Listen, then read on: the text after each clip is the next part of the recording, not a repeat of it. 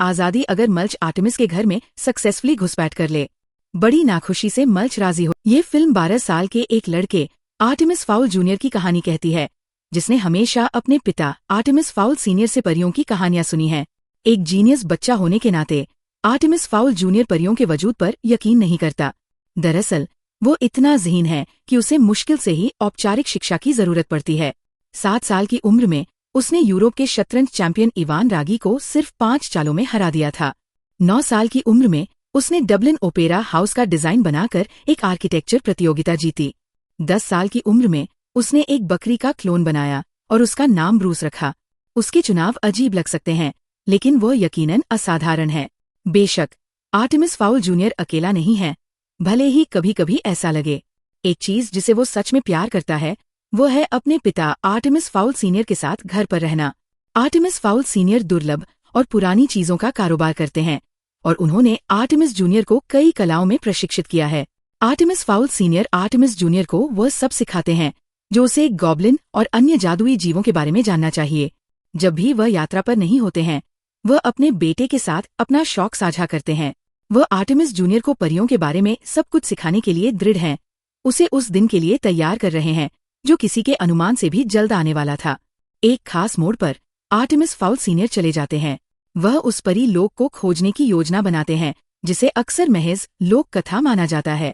लेकिन जब Artemis foul senior परियों की दुनिया की खोज पर होते हैं तो वह बिना किसी निशान के गायब हो जाते हैं।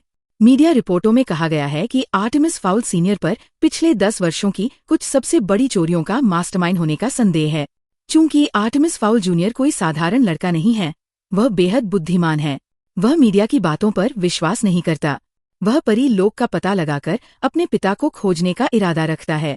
यहाँ आर्टेमिस अकेला नहीं है, उसे डोमोवॉय बटलर, उसके दोस्त, मेंटर और बॉडीगार्ड की मदद मिलती है। उसे आमतौर पर डोम कहा जाता है। आर्टेमिस जूनियर के खबर देखने के बाद एक रहस्यमय शख्स अचानक उसे फोन करता है और आर्टेमिस फाउल सीनियर का अपहरण करने का दावा करता है। यह रहस्यमय शख्स जानता है कि एकुलस फाउल परिवार के पास है। अपहरणकर्ता मांग करता है कि आर्टेमिस जूनियर एकुलस को खोजे। हालांकि आर्टेमिस जूनियर को नहीं पता कि वह कहाँ है, केवल आर्टेमिस फाउल सीनियर ही जानते हैं। आर्टेमिस जूनियर को एकुलस का पता लगाने के लिए 3 दिन का समय दिया जाता है, वरना आर्टेमिस फाउल सीनियर को मार दिया जाएगा। चूंकि आर्टेमिस जूनियर परी लोक के बारे में बहुत कम जानता है, डोम उसे एक गुप्त अध्ययन दिखाता है जिसके बारे में आर्टेमिस जूनियर को अभी तक नहीं पता होना चाहिए था। कमरा परी लोक की दुर्लभ वस्तुओं और सुरागों से भरा है जिन्हें आर्टेमिस जूनियर को एकुलस को खोजने के लिए समझना होगा। उस कमरे में आर्टेमिस जूनियर को अपने पिता की जर्नल भी मिलती है जिसमें लिखा है कि एकुलस की रक्षा की जानी चाहिए और उसे गलत हाथों में नहीं पड़ना चाहिए। जर्नल उसे परियों पर विश्वास करने का भी आग्रह करती है। यहाँ से आर्टेमिस जूनियर का एकुलस की रक्षा करने और अपने पिता को सुरक्षित घर लाने का संघर्ष शुरू होता है। ये पता चलता है कि जिसे बहुत से लोग लंबे समय से महज परियों की कहानियां मानते आए हैं, वह बहुत हकीकत है। वे उतने ही असली हैं जितने कि पृथ्वी की सतह के नीचे दूर रहने वाले इंसान, विविध, अजीब और खूबसूरत, जिन्हें हेवन सिटी के नाम से जाना जाता है। ऑफिसर हॉली शॉट वो रिकॉनिसेंस यूनिट का हिस्सा है जो हेवन सिटी में व्यवस्था बनाए रखने और आपराधिक कृत्यों को रोकने के लिए जिम्मेदार है। मल्च डिग्गम से भी मिले जो खुद को बौना बताता है, हालांकि वो काफी असामान्य है। वह सुरंग बनाने और परी रून्स को डिकोड करने में बेहद माहिर है। वह वर्तमान में अत्याचार और घुसपैठ के लिए कैद है। फिर दृश्य उस रहस्यमय शख्स की ओर जाता है जिसने आर्टेमिस फाउल सीनियर का अपहरण किया था, ओपल कोबोई। यहाँ ओपल एक अधीनस्थ को कमांडर रूट पर जासूसी करने का आदेश देता है, वरना उसे मौत का सामना करना पड़ेगा। फेरी कमांडर, जिसका नाम रूट है, जिसे आमतौर पर कमांडर रूट कहा जाता है, कमांडर रूट फेरी सिक्योरिटी फोर्सेस को खोए हुए एकुलस की तलाश करने का हुक्म देता है। यह फेरी दुनिया के पास मौजूद एक ताकतवर आर्टिफैक्ट है। कमांडर रूट तलाश के लिए टीमों को बांटता है, जिनमें एक गद्दार भी शामिल है जो चुपके से ओपल काउबॉय के हुक्म पर कमांडर रूट की जासूसी कर रहा है। कमांडर रूट के बोलने के बाद हॉली शॉट अपने गायब हुए पिता के बारे में बात करने के लिए कमांडर के पास आती है। हॉली के पास अपने पिता के ठिकाने के बारे में कुछ सुराग हैं, लेकिन कमांडर रूट हॉली को उसकी तलाश करने से मना कर देता है क्योंकि ये बहुत खतरनाक है। सीन वापस डोम पर चला जाता है, जो फाउल परिवार की हिफाजत के लिए भरोसेमंद लोगों को रीइंफोर्समेंट्स के तौर पर लाता है। ये रीइंफोर्समेंट उसकी भतीजी जूलियट बटलर है, जो 12 साल की है और जियोजित्सु और टैक्टिकल सर्विलेंस में माहिर है। इस बीच आर्टेमिस फाउल जूनियर फेरी दुनिया के एंट्रेंस की तलाश में अपना वक्त गुजारता है, लेकिन अब तक उसे कुछ नहीं मिला है। फिर कुछ देर बाद आर्टेमिस को अपने पिता की जर्नल में जिक्र किए गए एक पुराने ओक के पेड़ की तस्वीर मिलती है। वह पेड़ हिल ऑफ तारा पर मौजूद है। आर्टेमिस को यकीन है कि परी लोक का गेट वही छिपा हुआ है। सीन फोले द सेंटोर पर बदलता है, जो सतह पर रहने वाले इंसानों से परी दुनिया को छिपाने वाले एनक्रिप्टेड सिस्टम्स के पीछे है। फोले फेरी दुनिया से भाग रहे एक ट्रोल का पता लगाता है। कमांडर रूट हॉली को इस भगोड़े ट्रोल को पकड़ने का मिशन सौंपता है। हॉली उत्साह से इस मिशन को स्वीकार करती है और इसे आसानी से पूरा करती है, लेकिन इसके कुछ समय बाद ही हॉली शॉर्ट बगावत कर देती है और अपने गायब पिता की तलाश के लिए हिल ऑफ तारा जाना चाहती है। कमांडर रूट उसे जाने से मना कर देता है, लेकिन हॉली जिद करती है। हॉली अकेले ही हिल ऑफ तारा के लिए निकल पड़ती है। दूसरी तरफ आर्टेमिस फाउल जूनियर पूरी तरह से आश्वस्त है कि हिल ऑफ तारा पर मौजूद पुराना ओक का पेड़ उनके रियल्म का गेटवे है, इसलिए वो डोमोवॉय बटलर को उस पेड़ पर कब्जा करने के लिए भेजता है। फिर हॉली उस पेड़ पर पहुंचती है, जहां उसका स्वागत डोम और आर्टेमिस करते हैं। डोम हॉली पर एक ट्रैंक्विलाइजर फायर करता है और पूछताछ के लिए उसे फाउल मैनर ले जाता है। आर्टेमिस पहले से ही जानता है कि परियां सीधी आंखों के संपर्क से इंसानों को मेस्मराइज कर सकती हैं, इसलिए वो घर में सभी के लिए प्रोटेक्टिव आइवियर का इंतजाम करता है। शांत अंदाज में आर्टेमिस ऑफिसर हॉली शॉर्ट से बात करता है। हॉली, जो अभी भी नहीं जानती कि आर्टेमिस कौन है, धमकी देती है कि उसके लोग उसे बचाने जरूर आएंगे, लेकिन आर्टेमिस यही चाहता है। मुझे उम्मीद थी कि तुम यही कहोगी, वह जवाब देता है। जल्द ही ऐसे साइंस दिखने लगते हैं कि फेरी फोर्सेस फाउल मैनर की तरफ बढ़ रही हैं। आर्टेमिस परियों के साथ बातचीत करना चाहता है। आर्टेमिस जानता है कि वे उसकी बात तुरंत नहीं सुनेंगे, इसलिए वह पहले उनका मुकाबला करने की योजना बनाता है। परियां मैनर पर एक टाइम फ्रीज डिवाइस का इस्तेमाल करती है ताकि उनके एक्शंस इंसानों को पता न चले। वे फाउल रेजिडेंस पर पहुंचते हैं, लेकिन इससे आर्टेमिस डरता नहीं है। वो शांत और रिलैक्स रहता है। आर्टेमिस डोम के साथ बाहर निकलता है। बाहर उनका स्वागत फेरी फोर्सेस करती है और डोम उन पर फायर करता है, जिससे एक लड़ाई शुरू हो जाती है। लड़ाई डोम के जानबूझकर टाइम फ्रीजिंग डिवाइस पर तीर चलाने के साथ खत्म होती है, जिससे वह मैल फंक्शन कर जाता है। इससे फेरी फोर्सेस कंफ्यूज्ड और परेशान हो जाती है। फिर आर्टेमिस कमांडर रूट को अपनी नेगोशिएशन ऑफर पर विचार करने का वक्त देता है।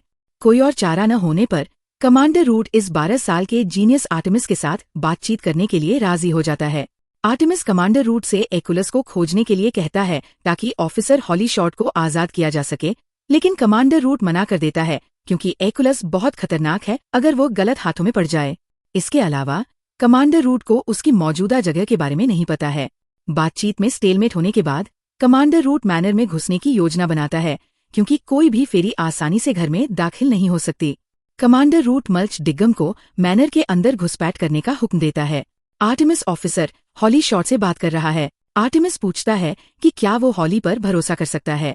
हॉली जवाब देती है कि उसे करना ही होगा, क्योंकि उसके पास कोई और चारा नहीं है।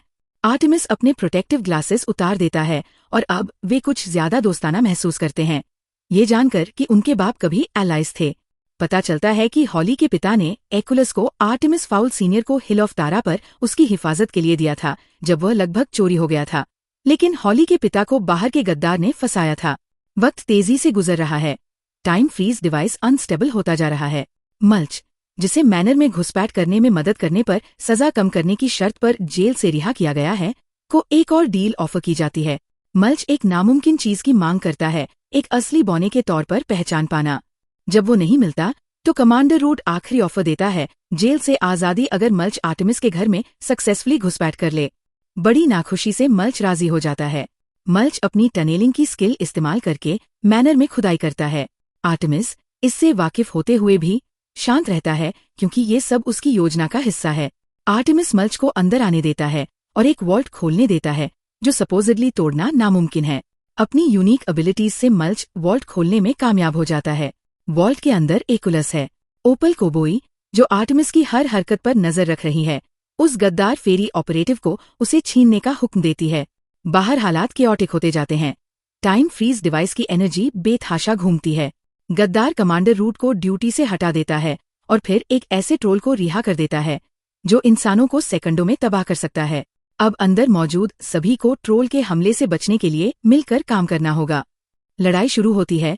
ट्रोल दरवाजों को अपने सिर से तोड़ता हुआ अंदर आता है, जिससे हॉली एक शैंडलियर पर फंस जाती है और मल्च, जो हॉली की मदद करने की कोशिश करता है, वह भी फंस जाता है।